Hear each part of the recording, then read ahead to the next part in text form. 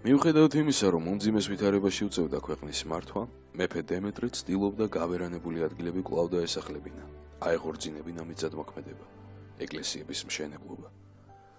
როგორც მემატიანე მოგვითხრობს, ღამით უბრალო შესამოსელს გადაიცვამდა და ცდილობდა ყველა მათხოვარს, ღარიბსა და უპოვარს შეძლების დაბარად შესწევდა. როგორც კი ქვეყანაში შედარებით მშვიდი სიტუაცია შეიქმნა, მეფე მთელი თავისი დრო და ენერგია ეკლესია-მონასტრების აღმშენებლობას, განახლებასა და ციხეების გამაგრებას მოახმარა. ისნის მახლობლად მეტეხში ღვთისმშობლის სახელობის ტაძარი ააგო, შემდეგ კი სოფლები და ვენახების შესწირა და იქ დამკვიდრებულ ბერებსაც დიდად მოუმართა ხელი. ქვეყანაში არსებული სიმშვიდე დიდხანს არ გაგრძელებულა. მონღოლთა ყაენმა ეგვიპტის სულთნის წინააღმდეგ წამოიწყო ბრძოლა და ქართველთა ჯარიც გაიწვია. საოცარი გმირობა გამოუჩენია დემეტრეს. გაუოცებია მონღოლებიც და ეგვიპტელებიც.